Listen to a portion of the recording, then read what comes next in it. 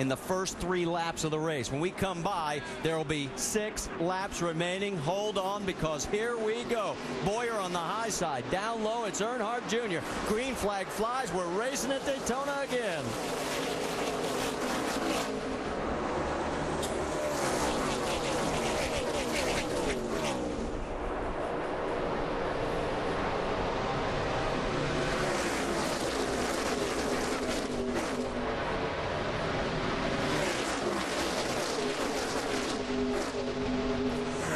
Coming out of turn 2, Dale Jr. has his choice. He's got Waltrip behind him, but he is right there with Bowyer right now. Looks like Bowyer made his decision real quick there. He pulled down right in front of Jr.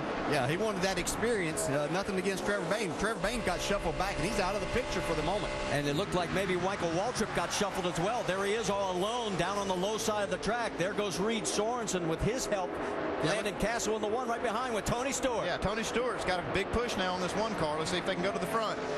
This time by 5 laps remaining here at Daytona. Let's get more on the 1 car. Dave. Marty, they thought if the 4 got up to the 1, they told Landon, just let him get up there and then he won't have a choice. He'll push you. He will be your partner.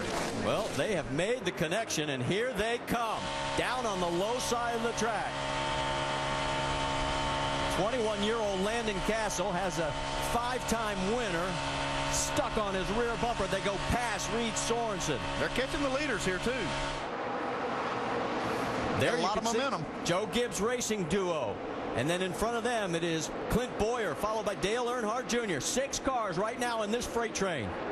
This time by 4 laps remaining here at Daytona. Yeah, I was kind of laughing to myself as we talked about all these different scenarios during that red flag period. We didn't even mention Kyle Busch and Joey Logano, but they certainly are going to have a say-so in who's going to win this. Well, they've been there all day long. You can see right there Joey Logano trying to push Kyle Busch. They have been the best at the exchange, but I have a feeling right now nobody's going to agree to make it the exchange until we get down to the last lap. Here we go down the backstretch. And even then, I don't think they'll agree. What's that? We're teammates for 119 laps, and then we're going to go race on that last one. Okay, here come the teammates, Turner Motorsports teammates on the high side.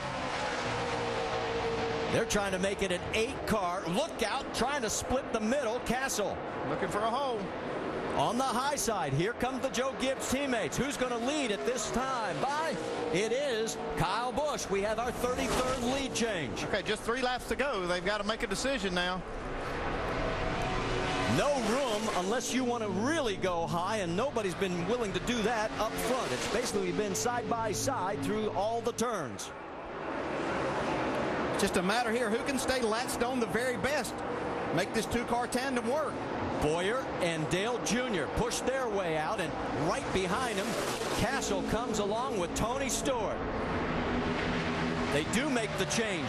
Logano goes back in front of the 18. That's going to allow the 32 of Reed Sorensen, along with Jason Leffler, to come up alongside. That may have sealed the Joe Gibbs fate by having to make that switch. 2 laps to go.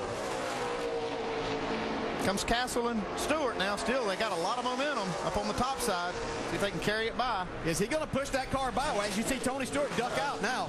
Tony makes the switch. And we haven't seen Castle be able to latch on and do quite as good a job when he was with Brad Keselowski earlier on. They made a pretty good exchange right there, but it looks like they may get shuffled a little bit. I got a question why they would make that change with just 2 laps to go. I would let it blow water out. If it got hot, so be it. I was really wondering if Tony Stewart was going to push someone else by his teammate up there with Kevin Harvick Incorporated. Well, they've dropped back because the Joe Gibbs pair, Logano and Busch, have gotten around them. How about 10th and 11th through 12th? That's Michael Waltrip, right along with Casey Kane. Then the 2 Fords. Back to the battle up front. White flag is out. Here we go. Who's going to win it at Daytona? We see Reed Sorensen. Oh, look out. Okay, Logano into the wall. He caroms off. Everybody else gets by. He'll go back into the wall. The white flag's still out. No caution on the racetrack. Racing that into turn 3. Junior's right on the bumper. Clint Bowyer. Does he make history? Dale Earnhardt Jr. or does Clint Bowyer win? And here comes Tony Stewart. He's getting the push from Castle. Coming out of 4. This is really going to be close. Here goes Junior to the inside. Junior to the inside. Bowyer takes the lead and holds on, and at the stripe, it's Bowyer. Stewart. I thought it was Bowyer, but Stewart does it. Wow. Holy cow. Oh.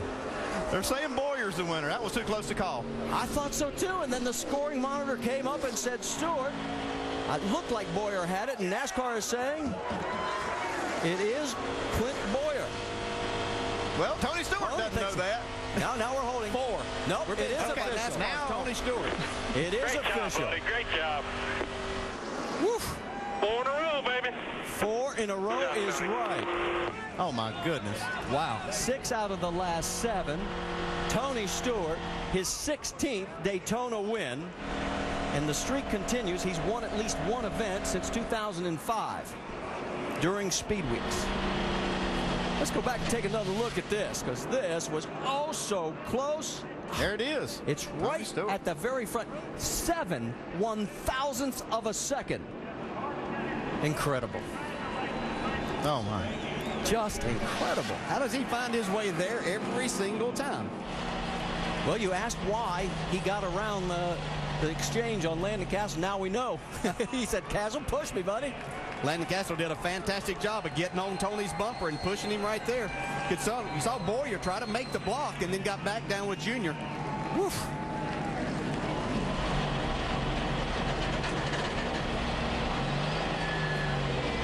Well, while Tony gets turned around to start the celebration, let's check in with Vince Welch. Bruce Cook, the crew chief for Tony Stewart. Stewart has won 4 in a row, but I tell you what, you couldn't get much closer than that. What do you think your chances were when you had to go back to 11th with 9 laps to go after that flat tire? I'll tell you, he's amazing, and our chances were really good. When the race started, we started 14th. We didn't qualify as good as we wanted to, but by lap 3 we were leading. So when we had that problem there on pit road, and I told him, I said, hey man, there's 9 laps to go, and lap 3 you were leading last time, and you can't tell him nothing. He assured me everything's good. He's got plenty of laps left. So what a great job by KHI. I want to thank Nabisco and Oreo and everybody involved with this thing. It was great. My first race to come down here and do this with him is awesome. Thank you to Kevin Delana, everybody at the Fab Shop, and everybody that's worked really hard on these cars. Ernie Cope, everybody. Well done. Tony Stewart, the winner.